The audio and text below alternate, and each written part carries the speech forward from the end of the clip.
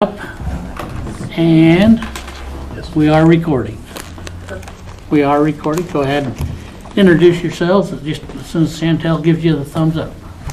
All right, good afternoon, Commissioners. Ryan O'Hearn, Fire Chief for the Bannock County Ambulance District and Pocatello Fire Department, and this is Autumn Baker, our Executive Assistant. So I've got some forms that I'll give you guys that are kind of some of the numbers we'll be going over today.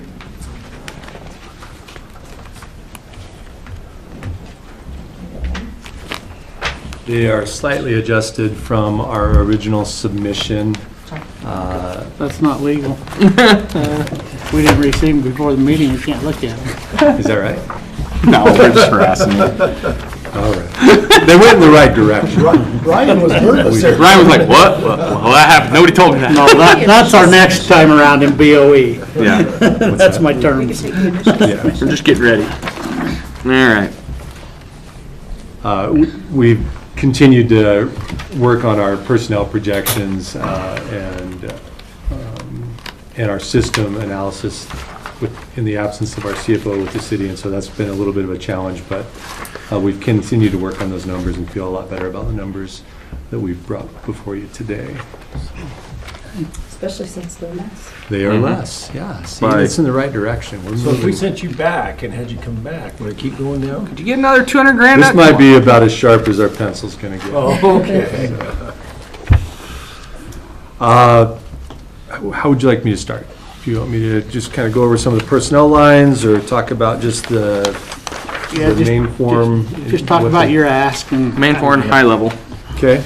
For us, because the way I've always looked at it is, this is what you give us. So for us, for me personally, how I see this is we have a contract for service. Your internal service of how you do that. We're not necessarily going to direct you of how you do that, but the overall, specifically for me, is capital outlay and stuff like that when we're looking at what we're purchasing, what we're doing. The internal organizational structure is more on the city of Pocatello as to us. Okay.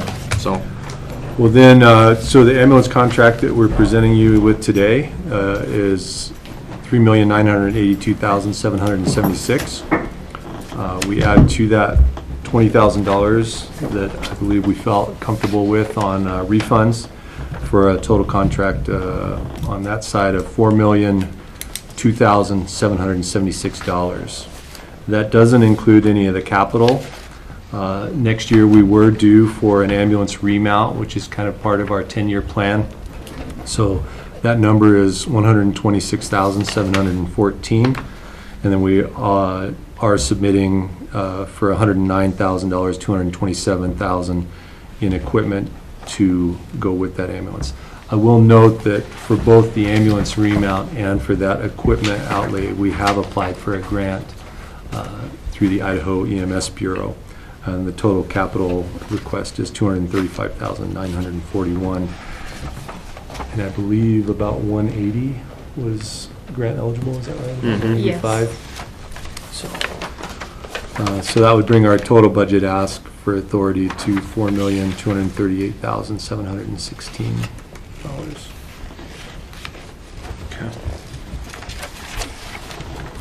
And the $20,000 for the refunds, those are what you guys Yep. signed off on? Yep. So that's outside the contract. Just refresh my mind, what's the refunds? They are if a patient over, say you get called for an ambulance service and then your insurance pays and then you pay the difference, your insurance comes back and pays more. We're That's going to pay you back Yeah. or similar situations. Thank you. On our initial, I wanted to just kind of open the line of communication here on another capital issue. It's not necessarily a request today, but since we submitted our initial capital request with the ambulance remount, and I believe initially we had planned on possibly doing an ambulance, but we've scaled that back to just a remount this year. But we've been having problems with our station alerting system. We've missed several calls in the last week. I think we're up to about 7 calls in the last week where our system in our stations that alerts the ambulance to actually respond from the 911 center, that link is not working well, and we're missing calls on a daily basis, which delays response. And sometimes that's only a few minutes if the dispatcher catches that we didn't go en route, but in some instances, if they don't catch, they're dispatching other calls or on a 911 call, that time lag can be substantial. And so as you can imagine, if somebody calls 911, they think we're responding, and in fact, we've had a failure of the system. That's not a good thing. Is It's that certainly is not that a what we hardware expect. or a software? It's a issue? hardware issue. In fact, we've been told by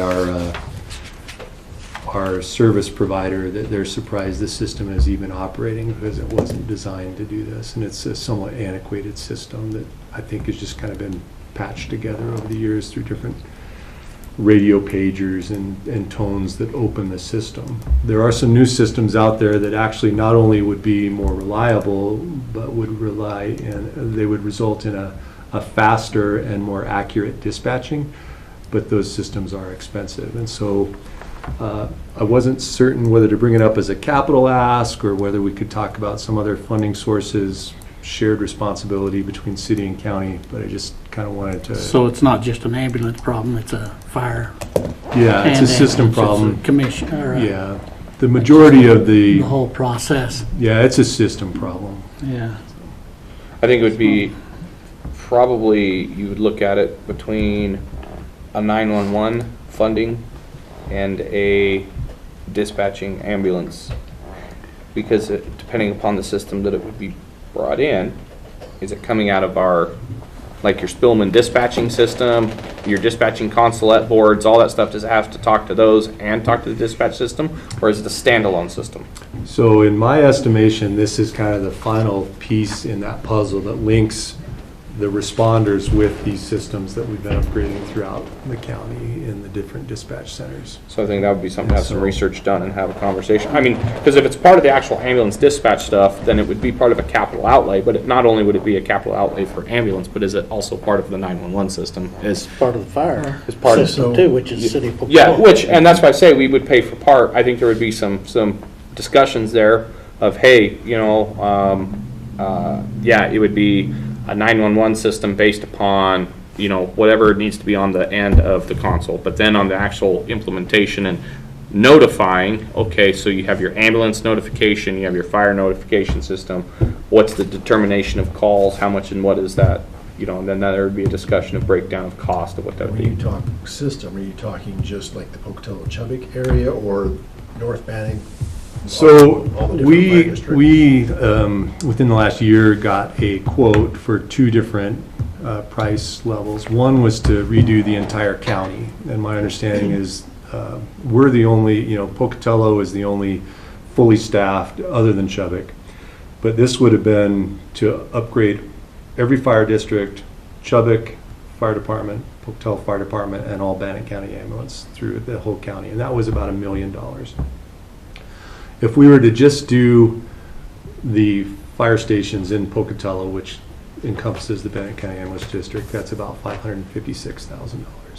We were talking with Wes Jones through the county about trying to search for some grant opportunities, and we were really encouraged that this might work, but those kind of fell through early last week, and so now we're kind of scrambling to think of what we might be able to put together as far as a funding mechanism for this.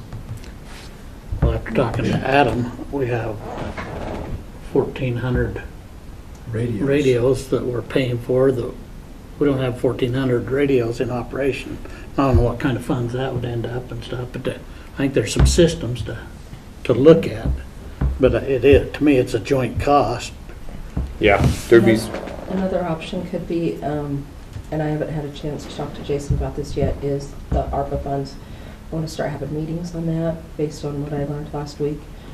Because that was the final report last week. Well, but we also got some for the final of helpful the final. hints on actual implementation and to do do's and don'ts, processes, things like that, what worked best, items like that. I don't know if this is solely the ambulance district, then maybe we could look at ARPA. If the fire district needs to, or the fire department needs to pay some, then we could see what our Well, part is and maybe just do a joint. Your question would be, it's used just not by the ambulance, but the fire department as well, correct? Correct, yeah. This Okay. alerts the station. So there would be, and so that's what I say is, so like the ambulance levy is to be used for things that pay for directly into the levy. That's just how the levying law works. So what you would determine is what is as close to representation of what the amount of service or the amount of what this system would be used by the ambulance as opposed to just, and you have to try, and it's kind of hard, but there needs to be some breakdown because this isn't just an ambulance thing. This is for the fire station. So because you can't just have I don't think it's appropriate to have the ambulance district buy a system that then the city of Pocatello would also use for the fire department. That's not in the scope of what the ambulance levy would be for. Couldn't you just say, these are the number of calls we have, these are fire, these are ambulance? That's kind of what I was here's the getting at. percentages. Yeah. Right And now, it's that like breakdown is 75% easy to ambulance, explain. 25% Yeah. fire. Yeah, So if the city could come up with 25%, yep. So that would be, whatever that yeah. percent is.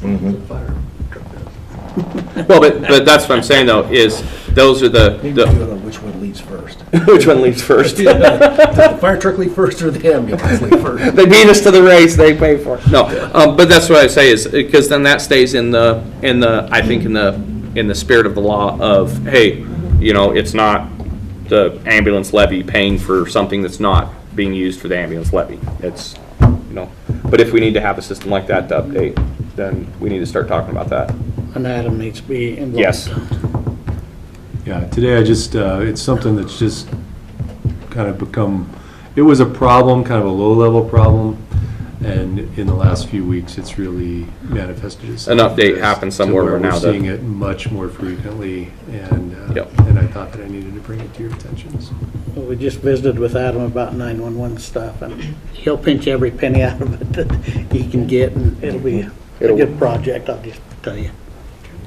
Well, like I say, that could be too, in those systems of however we do that. And like I said, because it might not all be an ambulance buy, because depending upon how the system is designed, what's coming out of on the 911 side would be paid for out of the 911 levy, and this would be paid for, or not levy, fee, you know what I mean? Fund, line item. But, yeah, do we have a rough cost on what that would be? I mean, the $1 million, was that just? Well, one? if we just did what would take care of the Pocatello Fire Department and the ambulance district, it would be $556,000, and then you'd look at the ratio of service there. And there are annual maintenance fees beyond that for the next 10 years. Software to upgrades. support it. Well, I think the big, How much? Approximately 40,000. Yeah, they started about 39 and go up to 47, I think, over the 10-year period. It stays fairly flat on the service side, but I think the software increases a little bit over Just time. trying to make sure we've got room within the ambulance levy to cover. Well, and at least that part. the discussion would be is, would this software package be used anywhere else? Because nowhere else is going to dispatch ambulances, correct? I mean, the sheriff's office isn't going to call and dispatch an ambulance, and neither is the city of Chubbuck. With this system, they could, in the event that for some reason we needed to do that, maybe a failure of one dispatch center. This actually would tie them together more closely, even more so than they are now. But I'm not sure whether we ever would have a dispatch out of the county or out of Chubbuck. Well, what I'm saying then is that if you did that, then your dispatchers in Chubbuck and Pocatello and the sheriff's office would all have to have the same level of training then to make sure that they are dispatching correctly. Right. I mean, But in because the if you- event that, for example, there's been a history of Pocatello having to close down its dispatch center due to, I believe it was a bomb threat, and Yeah. they went to the county, they would be able to seamlessly still integrate and tone out Pocatello units and Bannock County and ambulance district units from one of the other dispatch centers. So there is some redundancy there and some interoperability. Okay. Well, I think a lot of it is we need to probably get Adam involved in it too, then and start looking at the tech and just be mindful of it. Okay. I've got it right.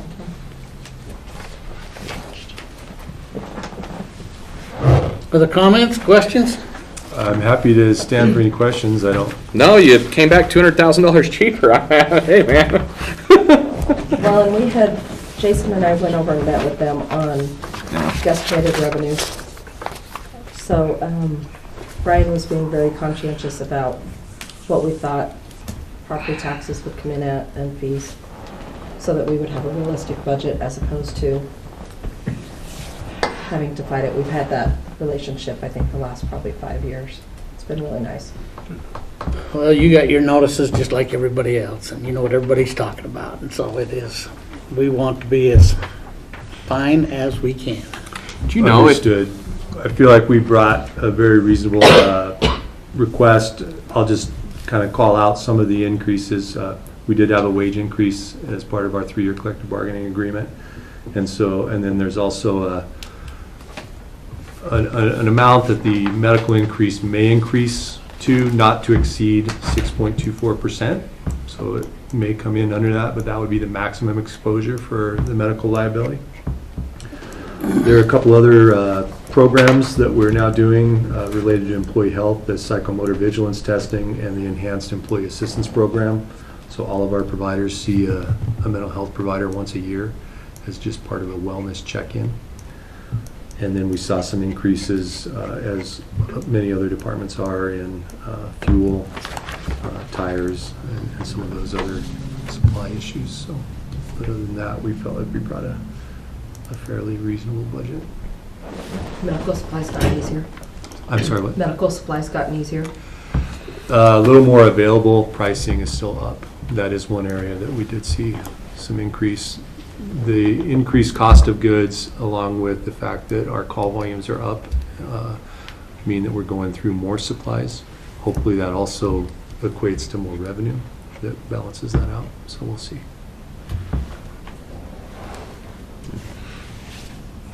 If you actually take your tax ask budget and divide it by population instead of trying to do an assessment levy, we actually have a cheaper ambulance district than Idaho Falls per person. So when everybody wants to make fun of the city of Pocatello for having these high tax levies, our ambulance district actually provides the service cheaper than Idaho Falls does. So, good job. Thank you. Is that it? No more? That's it. Okay, we are adjourned. Thank you. very much. Thank you. I